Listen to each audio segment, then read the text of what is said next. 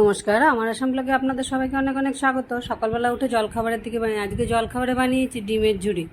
একটু আলু কুচি আর একটু ক্যাপসিকাম কুচি দিয়ে ডিমের ঝুড়িটা বানিয়ে নিয়েছি। উমাকেও টিফিন ভরে দিয়ে দিলাম রুটি দিয়ে, আর এদিকে আমারও নিয়ে নিলাম, আর ও খেয়েও গেল। রান্না ওদিকে জলখাবারগুলো সব সেরে এসে রান্নাঘরে চলে এসেছে। আজকে রান্নার মধ্যে এখানে করছি পাকা আম ছিল অনেকগুলো, আমগুলো নষ্ট হয়ে যাচ্ছে, এই জন্য 2-3টা পাকা আম দিয়ে একটু চাটনির মতো করে নিলাম। এই মিষ্টি চাটনিটা একটু আচারের মতো লাগে, আর ভাতের শেষে খেতেও ভালো লাগে, সেই জন্য করে রাখলাম। আমি 2 দিন ধরে আমার হয়ে যাবে, আর তো কেউ খাওয়ার নয়। আর উমা রাত্রেবেলায় এসে এইসব টক চাটনি এসব খায় না, আর দুপুরবেলা আর খাওয়ার মানুষ আমি একা। চাটনি একদিকে করে আরেকদিকে ভাত বসিয়ে দিলাম, চালটা ততক্ষণে ধুয়ে দিলাম। ভাতটা হতে হতে আমার দিকে মাছের ঝোলগুলো হয়ে যাবে। আজকে রান্নাই করব, এদিকে কালকের তো তেলের তরকারি রয়েছে, আর সঙ্গে এই আমের টকটা করলে মিষ্টি চাটনি, এটাও মোটামুটি হয়ে গেছে, এটা নামিয়ে ফেলবো। তারপরে যেগুলো মাছ ছিল টুকরা টুকরা, 1-2 টুকরো করে পুরানো মাছ ছিল, ওই মাছগুলোকে করে ফেলবো। 1 পিস ইলিশ মাছ আছে, 2 টুকরো রুই মাছ আছে, ওগুলোকে করে ফেলবো। তো মাছগুলো মোটামুটি শেষ হয়ে যাবে। মাছের মাথা অনেকগুলো আছে, ওগুলোকে কালকে বানিয়ে ভাবছি খালি করে ফেলবো।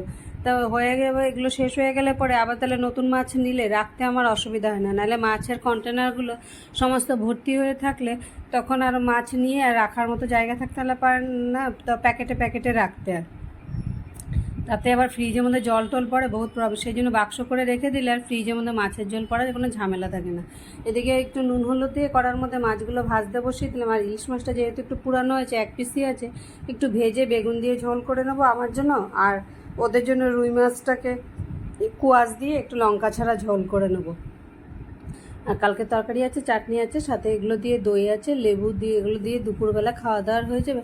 আর রাতে গিয়ে এসে যে যেটা খাবে, তো যে ডিমের অমলেট খায় রাতে রুটির সঙ্গে বানিয়ে নিয়ে খাবে। আমি তো খালি রুটিটা বানিয়ে রেখে দিই, আর কিছু বানাবো না।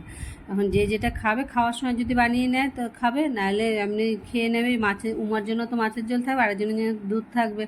রাত্রেবেলা টিউশন থেকে এসে তখন আর ঘরে এসে কিছু বানানোর আর মন যায় না। ঘরে ঢুকতে ঢুকতে 8:30 পৌনে 9টার মতো বাজে। তখন আর এসে রুটিটুকু না পারতে করি, উপায় নেই, সেই জন্য রুটিটা করে রেখে দিই, বাকি যার যার মতো খেয়ে নেবে। হয়ে গেছে মোটামুটি রান্নাটা। মাছের ঝোল, এই ঝোলটা হয়ে গেলে নামিয়ে আজকের মতো রান্নাঘরের কাজকর্মগুলো শেষ হয়ে যাবে। বেরিয়ে পড়বো খেয়ে দিয়ে রোজকার মতো টিউশনের জন্য। অনেক দিন পরে কিন্তু ইলিশ মাছের এই বেগুন দিয়ে পাতলা ঝোলটা খাওয়া হয় না। সাধারণত শস্য বাটা দিয়েই খাওয়া হয়, এইভাবে করে খাওয়া হয় না। তাই 1 পিসই আছে, আর লঙ্কা ছাড়া লঙ্কা দেওয়া এইসব ঝামেলার জন্য এই জন্য এটাকে আর কাউকে দিলাম না। কাঁটাওয়ালা মাছ ওরা খেতেও চায় না।